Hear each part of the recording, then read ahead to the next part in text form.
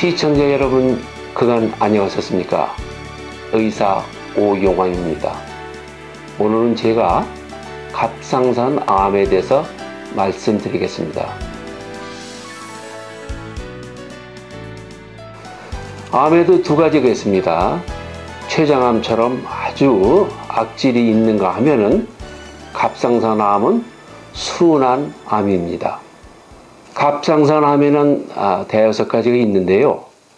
우리나라처럼 해산물이 풍부한 나라에서는 페필라리라는 갑상선 암이 한 80%를 차지하게 되겠습니다. 페필라리라는 말은요, 불룩 튀어나왔다. 그러니까 여기 보시면요, 이 닭벼슬처럼 나온 거, 이제 이 모양이 이렇다고 해서 페필라리 타이로이드 캔서라고 합니다. 그런데 갑상선 암이 진단되면요, 저희들이 갑상선을 몽땅 다 제거합니다. 그 이유는 한쪽이 생기면 다른 쪽에서도 생길 수가 있을 뿐만 아니라 갑상선 조직을 전부 없애버리면은 나중에 전이가 됐나 안 됐나를 쉽게 알 수가 있습니다. 수술을 해서 전부 제거하고도 혹시 남은 것이 있으니까 아이오다인 동위원소를 써가지고 그 조금 있는 것도 전부 다 없애버리게 되겠습니다. 자, 그런데요, 우리들이 아이오다인을 먹게 되면요, 갑상선 조직으로 전부 다 몰리게 됩니다.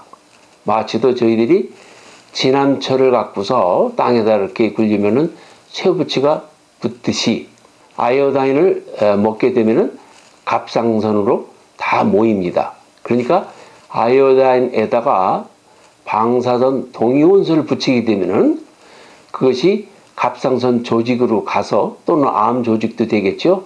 거기서 방사선을 내게 되면은 세포가 말라 죽게 됩니다. 그러니까요, 제가 다시 한번 설명드리면요, 수술한 후에 다시 방사선 동위원소 쓰는 것은 마치도 우리들이 머리를 감고 다시 한번 깨끗한 물로 헹구는 이것으로 비유가 되겠습니다. 자, 이렇게 갑상선 조직을 전부 다 없애버리면요, 관리하기가 왜 쉬우냐면은, 만일의 경우 갑상선 암 조직이 어디서 자라게 되면은 두 가지 물질이 나오게 됩니다. 하나는 갑상선 호르몬이고, 또 하나는 타이로글로불린, 저희들이 TG라고 합니다.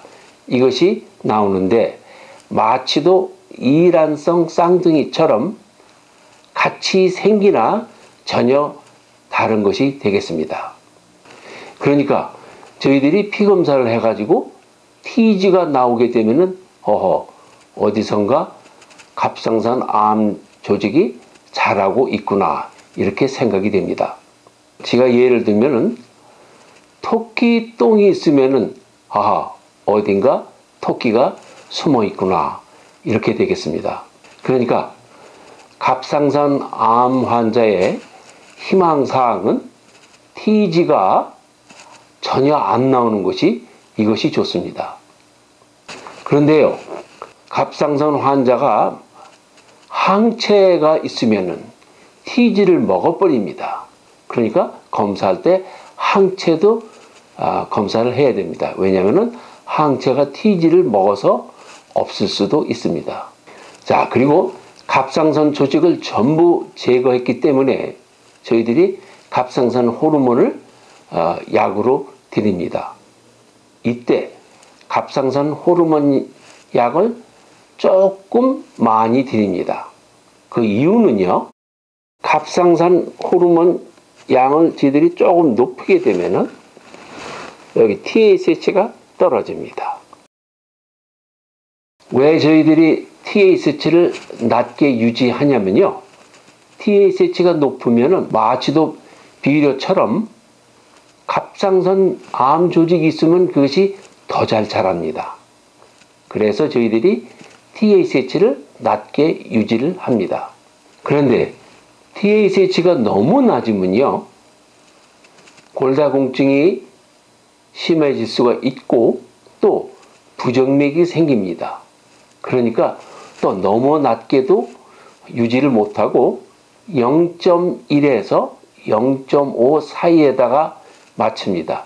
그러니까 맞추도요, 화살을 쏴가지고 그 관역에 맞추는 것처럼 그 에러 범위가 거의 없습니다. 그러니까 TSH를 0.1에서 0.5 사이에다가 맞춰야 되니까 환자분들이 어떻게 해야 되냐면은 갑상선 호르몬 약을 복용하실 때 같은 회사 거를 복용하셔야 됩니다. 왜냐하면은 회사마다 그 양이 틀릴 수가 있고 또 공복에 아침에 복용하셔서 음식에 붙는 그런 것을 피해야 되겠습니다. 또 그런데요, 여기 보시는 것처럼 여기 이 개구리는 물이 웅덩이에 고일 때까지 잠을 자고 있습니다. 그러니까 어떤 암세포는요, 잠을 자고 있어요. TSH가 낮으면 잠을 자고 있다가 TSH가 높아지면은 그때 잠에서 깨어날 수가 있습니다. 그래서 어떻게 하냐면은 TSH를 2번 주사한 후에 TG를 검사해서 혹시라도 잠자고 있는 갑상선 암세포가 있나 없나를 알아볼 수도 있습니다. 이렇게 갑상선 암 수술은요, 전부 다 제거해야 되기 때문에 이 후유증이 있을 수가 있습니다. 하나는 이 성대로 가는 신경을 다쳐서 목이 마치도 갓파더처럼 이렇게 쉬는 수도 있고요. 또 하나는요, 여기 보시면은 파달만한 게 4개가 있는데 이것이 부갑상선입니다. 이 부갑상선은 칼슘 레벨을 조절하는 그 호르몬을 분비하고 있습니다. 그래서 이 부갑상선이 어떻게 상하게 되면요, 또 이것도 문제가 만만치 않습니다.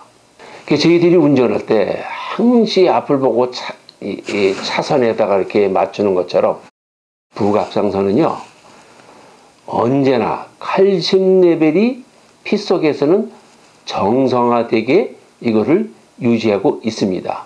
왜냐하면은 이 신경 조직, 세포, 또 근육에서는요, 항상 칼슘이 필요합니다. 부갑상선이 상하게 되면은 이것을 우리가 먹어서 이것을 유지하려니까 아주 힘들게 됩니다.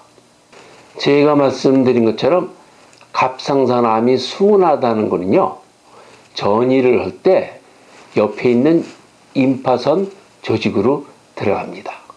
그러니까 여기 보시면은 이사를 1동에서 2동으로 가지, 이것을 혈관을 뚫고 들어가게 되면요, 이민 가는 것처럼 어딘가 멀리 갈 수가 있습니다. 그런데 우리 이 머리하고 목에도요, 임파선이 아주 많습니다. 그것을 저희들이 초음파를 가지고서 모양새를 보게 됩니다. 그러니까 임파선 모양이 납다대하고 길쭉한 거는 그거는 좋습니다. 그러나 조약돌처럼 이 둥근 모양이 나면은 이것은 위험합니다. 그런데 저희들이 염증성에서도 이렇게 조약돌 모양이 나오기 때문에 이 모양만 갖고 이것이 암이다 하고 단정할 수는 없습니다. 그러면요, 주사기를 가지고서 임파선을 찔러 가지고 빨아냅니다. 그래서 그걸 가지고 조직 검사도 하고 또 무엇을 할 수 있냐면요, 그 찔른 바늘을 씻어요. 씻어 가지고서 거기에 TG가 있나. 왜냐하면은 임파선에서는 TG를 만들어내지 못하는데 갑상선 암 조직은 T지를 만들어 냅니다. 그러니까 이 바늘을 씻어낸 물에 T지가 나오면은 아하, 이것은 갑상선 암이 임파선으로 퍼졌구나를 알 수가 있습니다. 그런데요, 여기 보이는 홀씨처럼 이것이 날아가면은 어떤 데서는 1년 만에 싹이 나고 어떤 때는 2, 3년 후에도 싹이 날 수가 있습니다. 그러니까 지금 오늘 앞 뒤뜰을 봐가지고 민들레꽃이 안 보인다고 없다고는 단정할 수가 없습니다. 그래서 피검사를 해가지고 T지가 나오면은 이것은 어딘가 전이가 됐구나, 이거를 알 수가 있고요. 또 TSH를 항상 낮게 유지해서 혹시라도 암 조직이 있으면은 잘 못 자라게 유지를 해야 되고, 또 가끔 초음파를 해가지고 임파선의 모양새가 어떤가, 이것을 보면서 그 팔로우업을 하게 됩니다. 그럼 다음 주 이 시간에 다시 찾아뵙겠습니다. 감사합니다.